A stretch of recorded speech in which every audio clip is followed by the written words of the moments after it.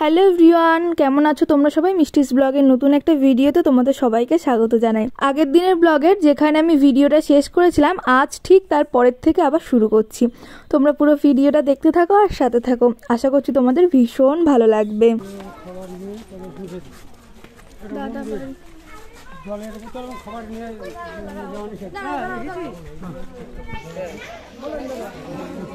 দাদা, এ বাড়ির যারা মালিক তারা হিন্দু ধর্মের না, এরা জৈন ধর্মের লোক। এটা জৈনদের প্রার্থনা রুম। আমরা আমাদের হিন্দু ধর্মে গুরুদেব বলি, এরা জৈন ধর্মে দাদাজি বলে। আমরা বলি গুরুদেবের বাড়ি, ওনারা বলেন দাদা বাড়ি। কথাটা কিন্তু সেম। ওই যে সিংহাসনে ফুল রাখা আছে না, জৈন ধর্মের দুজন গুরুদেবের পায়ের ছাপ ওই ঘরের ভিতরে সিংহাসনে রাখা। তো ওদের ধর্মের যখন কেউ এখানে আসে, তারা ভিতরে বসে প্রার্থনা করে। এটা ওদের প্রার্থনা। ওরা শিবকে পুজো করে ভৈরব রূপে। আমাদের ধর্মের 33 কোটি দেবদেবতা, আমরাই নাম জানি না, বাস্তব বলছি। এই দুটো কোন ঠাকুরের মূর্তি বলতে পারবেন? একে বলে শিবের মূর্তি, একে বলে বটুক ভৈরব, এনাকে বলে কাল ভৈরব। ভৈরবের বাহন অ্যাকচুয়ালি কুকুর, ঠিক আছে? শিবের মূর্তি, ওরা শিবকে ভৈরব রূপে পুজো করে। দাদা, কাঠগোলা বাগানের জন্ম লগ্ন থেকে গাছটা দাঁড়িয়ে 156 বছর টোটাল কাঠগোলার বর্তমান বয়স, আর 155 বছর হচ্ছে গাছটার বর্তমান বয়স। এই গাছের ফুল থেকে সেন্ট বানানো হয়।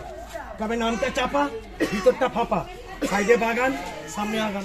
চলুন দেখে দিচ্ছি। কত বছর বললে? 156। 55 বছর বয়স বলে বলো। পাগল বাগান ওইদিকে আছে, চাপা ফুল গাছ।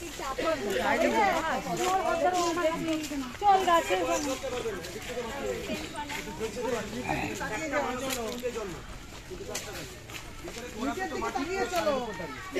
আপনি ভাবতে পারবেন এই যে ডালটা এখান থেকে 24 বছর আগে খুলে পড়ে গেছে। ওই দেখেন বেঁচে 24 বছর ধরেই তো বনেনি ডালটা পড়ে থেকে, তো গাছ কি মরবে? আতর হয় না, আতর এই ফুল থেকে তৈরি হয়। এটাকে শ্বেত চাপা বলে, সাদা। আচ্ছা, এবার একটা কথা বলি, আপনাদের দেখা শেষ ঠিকানা ওদের এই মন্দির।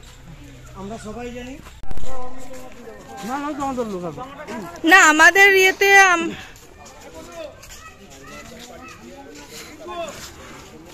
এই সামনের দিক দিয়ে ঢুকি আয়।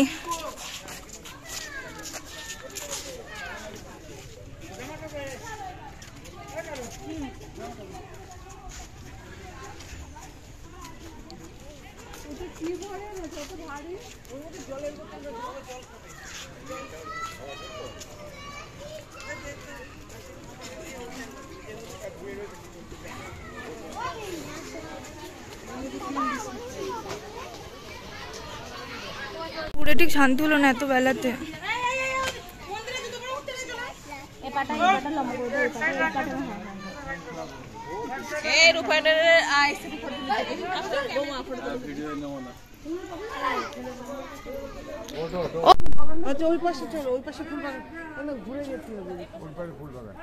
জুতো পাই দিয়ে, হ্যাঁ চলো জুতো নিয়ে নি।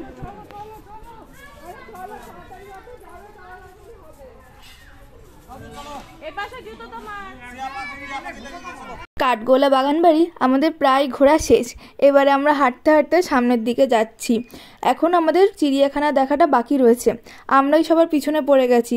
আসলে ঠাম্মা দাদুর তো বয়স হয়েছে, ওরা তাড়াতাড়ি করে হাঁটতে পারে না, আর মেশোও তাড়াতাড়ি হাঁটতে পারে না। সেই জন্য আমরা একটু ধীরে ধীরেই দেখছি।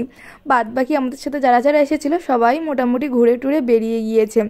তো আমরা ভাবলাম আমরা যদি একটা জায়গায় দেখি, সেই জায়গাটা আমরা ভালো করেই দেখব, পুরোটা দেখব। সেই জন্যই লেট হলো। এখানটায় অ্যাকোয়ারিয়ামের মধ্যে প্রচুর মাছ রয়েছে, রঙিন মাছ। তাও তো আমরা পুকুরের ওখানটাতে নামিই নি সিঁড়ি দিয়ে। ঠাম্মা দাদু নামতে পারবে না এত কষ্ট করে। ঠাম্মার তো একেবারেই হাঁটতে পারে না, খুব কষ্ট করে হাঁটছে আমাদের সাথে সাথে। তো এখানে পাখি রয়েছে প্রচুর, তার সাথে তো মাছও রয়েছে। মোটামুটি আমাদের ঘোরা হয়ে গেছে প্রায়। এবারে ঠাম্মা দাদুর জন্য আমরা একটু অপেক্ষা করি, ওরা আস্তে আস্তে ঘুরুক। ঠাম্মা তো একটু একটু করে ঘুরছে আর বসছে। তারপরে আমরা যেহেতু ঘোড়ার গাড়িতে করে এসেছি, তো সেই কারণে ঠাম্মার তো উঠতে নামতে গেলেও একটু কষ্ট হচ্ছে। এখানে খুব সুন্দর সুন্দর পাখি রয়েছে, দেখো কি দারুণ। আগের যে পাখিটা দেখলাম কত সুন্দর। এখানে পাখির এক একটা এক এক রকম নাম ওখানে লেখা ছিল, তাই আমরা ওগুলো পড়ে পড়ে দেখছিলাম। আজকে মোটামুটি আমাদের কাঠগোলা বাগানটা ঘোরা হলো। এর পরের দিনের ভিডিওতে তোমাদের জগৎ শেঠের বাড়িটা ঘুরে দেখাবো। তোমরা যারা আমার চ্যানেলে নতুন আছো, এখন আমার চ্যানেলটা সাবস্ক্রাইব করনি, তারা অবশ্যই আমার চ্যানেলটা সাবস্ক্রাইব করে দিও। এই জায়গাটা ছিল দুর্দান্ত। আগেরবার এখানে দাঁড়িয়ে আমরা প্রচুর ফটো তুলেছিলাম, তো এবার হাতে খুব কম সময়, তো সেই কারণে আর বেশি করে ফটো তুলতে পারিনি। আজকের মতো টাটা সবাইকে, সবাই ভালো থেকো, সুস্থ থেকো, সাবধানে থেকো।